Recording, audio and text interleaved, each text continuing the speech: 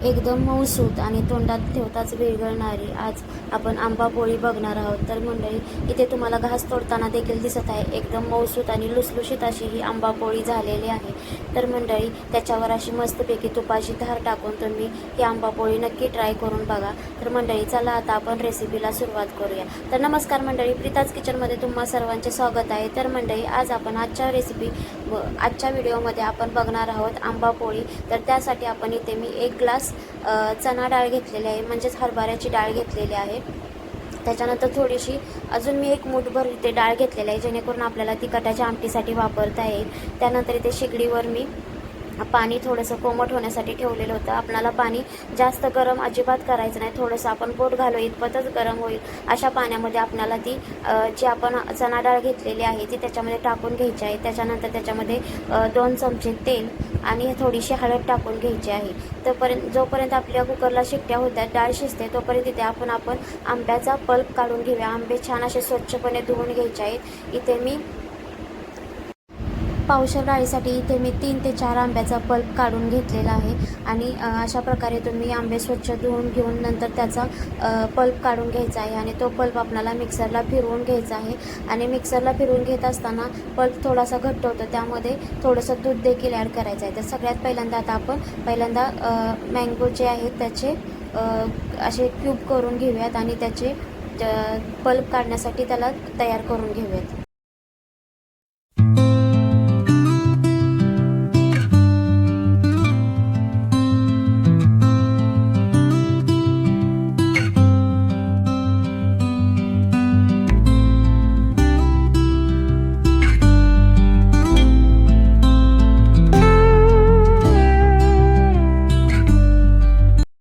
इथे माझा 3 ते 4 आंब्याचा पल्प काढून झालेला आहे। त्याच्यामध्ये मी अर्धी वाटी दूध देखील ॲड केलेलं आहे आणि आता ते आपल्याला मिक्सरमधून फिरवून घ्यायचं आहे। तर मंडळी, माझ्या मिक्सरचं जे टोपण आहे, भांड्याचं जे टोपण आहे ते खराब झालेलं आहे, त्याच्यामुळे मी त्याच्यावर प्लेट ठेवूनच बारीक करते।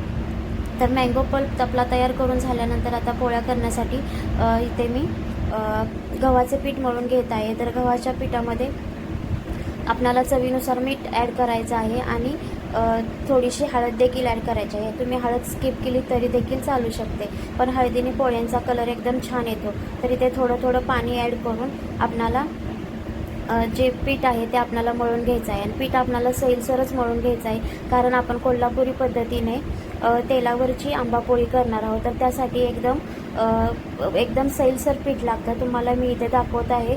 तर अशा प्रकारे पहिल्यांदा कठीण पीठ मळून झाल्यानंतर एकदम मऊसूत असं पीठ परत सतत त्याच्यामध्ये पाणी ॲड करून त्याची पीठ असं एकदम सैलसर आणि एकदम मऊसूत असं मळून घ्यायचं आहे आणि पीठ अर्धा ते 1 तास भिजत ठेवायचं आहे।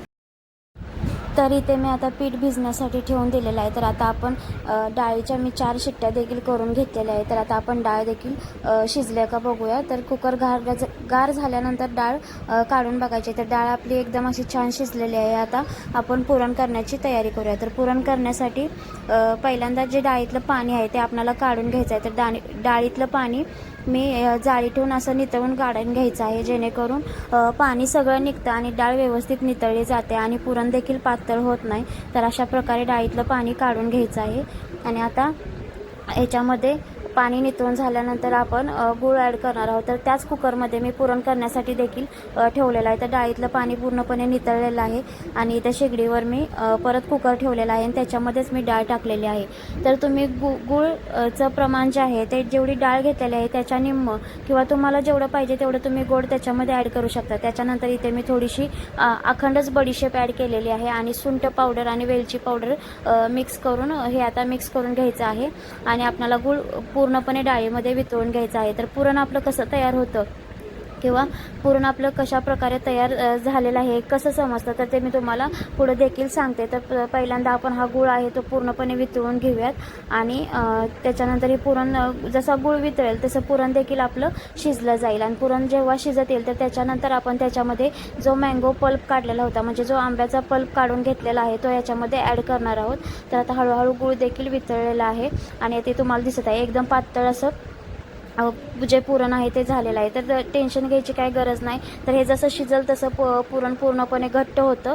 तर तुम्हाला मी पुढे दाखवते. तर इथे बघा थोडं थोडं देखील आपलं पुरण जे आहे ते घट्ट होत आलेलं आहे. आणि आता इथे आपलं जे पुरण आहे बऱ्यापैकी घट्ट झालेलं आहे. आणि आता आपण अजून थोडा वेळ शिजवून घ्यायचं आहे. त्याच्यानंतर आपण मँगो पल्प याच्यामध्ये ॲड करणार आहोत.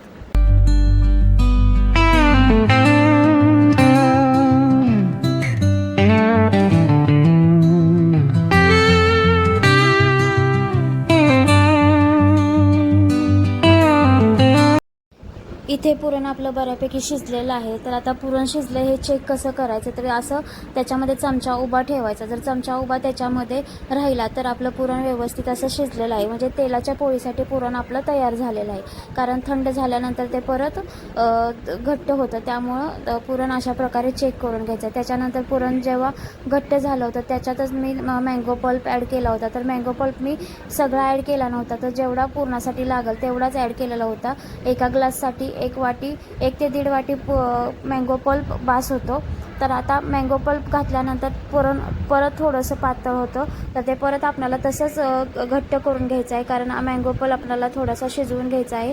आणि त्या कुकरमध्ये मला व्यवस्थित परतता येत नव्हतं, त्याच्यामुळे नंतर मी कढईमध्ये सगळं ते जे पुरण आहे ते काढून घेतलं. आणि इथं तुम्हाला दिसत आहे हळूहळू आपलं पुरण देखील मँगो ॲड केल्यानंतर देखील थोडंसं घटसर होत आलं. तर याच्यामध्ये देखील असंच चेक करायचं, त्याच्यामध्ये चमचा उभा करायचा. जर चमचा उभा राहिला तर तुमचं पुरण व्यवस्थित शिजलेलं आहे. आणि पुरण शिगडी बंद करून आता आपण खाली घेऊयात.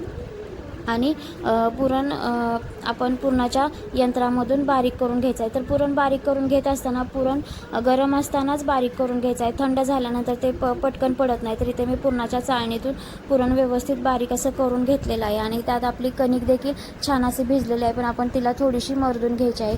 तर इथे जी कणिक आहे ती जे पीठ आहे ते आपण सुरुवातीला मळतानाच पातळसर मळलेलं होतं, त्यामुळे त्याला जास्त मर्दायची गरज लागत नाही. आणि एकदम तेलाच्या पोळीसाठीचं पीठ देखील तयार झालेलं आहे. आणि आता अशा प्रकारे गोळा करून घ्यायचा आहे आणि त्याच्यामध्ये पुरण भरायचे आहे. तर इथे मी गोळा कसा करते ते तुम्ही नक्की बघा. तर अशा प्रकारे आपल्याला तेलाच्या पोळीचा गोळा करून घ्यायचा आहे. थोडंसं पाठीमागून पीठ जे आहे ते पुढं सरकवायचं आहे आणि पुरणाचा जो गोळा आहे तो त्याच्यामध्ये आत सरकून घ्यायचा आहे. आणि अशा प्रकारे ते लॉक करून घ्यायचं आहे. आणि थोडंसं जे पीठ वर येतं ते काढून घेतलं तरी देखील चालेल, किंवा ते तसंच लावून घ्यायचं. आणि पीठ जो गोळा आहे तो एकदम असा हातावर थापून घ्यायचा, जेणेकरून तो एकदम त्याचं पुरण जे आहे ते व्यवस्थित सगळीकडे पसरलं जातं गोळ्यामध्ये. तर आता तेलाची पोळी लाटताना एकदम हलक्या हाताने लाटून घ्यायची आहे. तर पोळी अशा प्रकारे लाटून घ्यायची आहे मंडळी. तर तुम्ही अशा प्रकारे आंब्याची पोळी नक्की ट्राय करून बघा, एकदम छान लागते.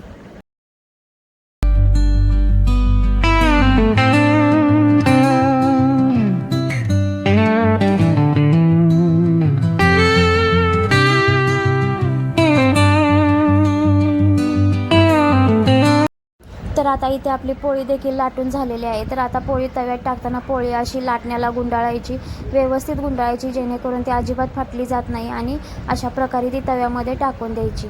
जर तुमच्याकडे बिडाचा तवा असेल किंवा लोखंडी तवा असेल तर तो तुम्ही तवा पालथा घालून त्याच्यावर देखील पोळ्या करू शकता. तर त्याच्यावर देखील पोळ्या एकदम छान होतात. तर माझ्याकडे तसा तवा नाही आहे, माझ्याकडे एकदम साधा ॲल्युमिनियमचा तवा आहे.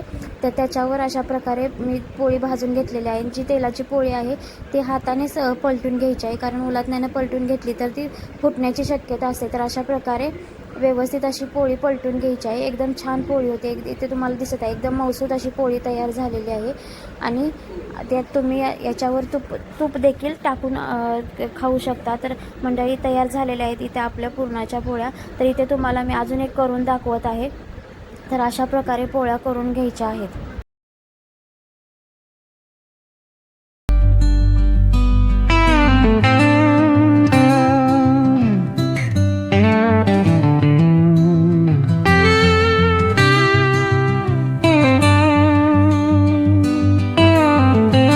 तर मंडळी हे मँगो पोळ्या, आंबा पोळी तुम्हाला याचा व्हिडिओ कसा वाटला, रेसिपी कशी वाटली मला कमेंट करून नक्की सांगा. आणि व्हिडिओ आवडल्यास व्हिडिओला लाईक करा.